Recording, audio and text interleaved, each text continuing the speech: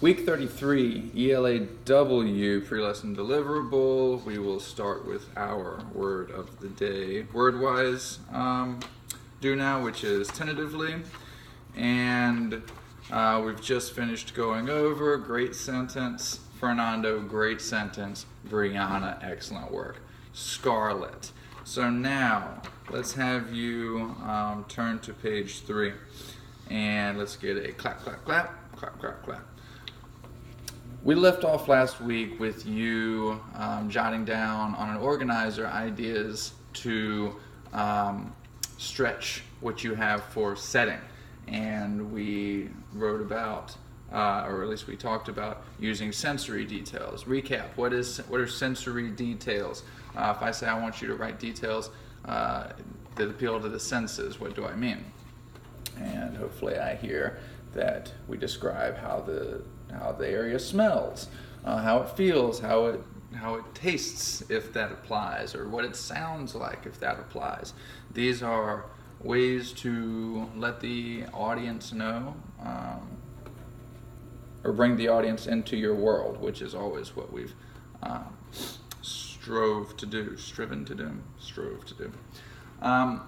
And I've also encouraged you to use figurative language when we do this. So we're going to have some time for you to finish working on your organizers, and during that time, as DeVries and myself are going to be walking around when we feel like your organizers are complete and you need at least 2 strong settings for your narrative, then we will give you a check and we will allow you to open your laptop. So before we get into it though, I want us to practice some figurative language.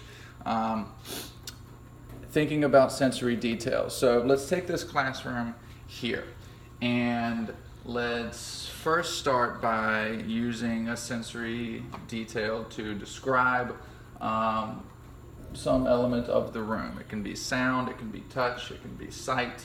So let's say the room was blue like what? The room was blue like the sky. Okay, cool. The room was, the room smelled. Let's start with that stem. The room smelled, and we have somebody says it smelled bad. Okay, we could say it smelled bad, but we want to use more, we want to use higher language descriptors. Smelled bad isn't good enough. What else could we say? The room smelled horrible. Okay, the room smelled horrible. Let's be specific though, and again, try to stretch this into figurative language. How about the room smelled like a dumpster? Who can make that instead of being, because that would be what type of figurative language? So the room smells like a dumpster. That would be what type of figurative language? Yadiel says simile, and he's right. How could we just make that a metaphor? Go ahead, Lisbania.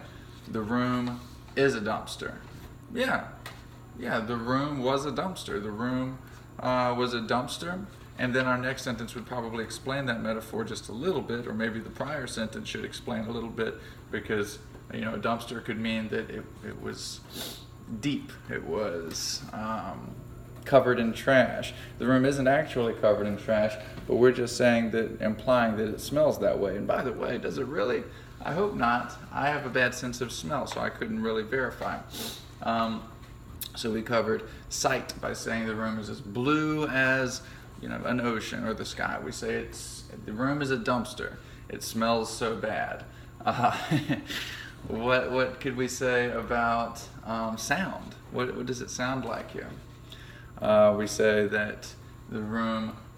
Well, hold on. First of all, let's all be very, very quiet and see what we hear. What do you hear? I hear this little buzzing, like bzzz. What do we think that is? It's not a bee. Everyone calm down. It's not a bee. We lose our minds when we hear a bee or see a bee.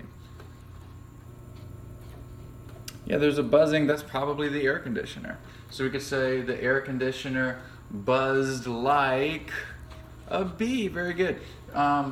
These are the types of figurative language-based descriptive sensory details that we want to be including so that we can transport our reader from wherever they happen to be reading our narrative into our world.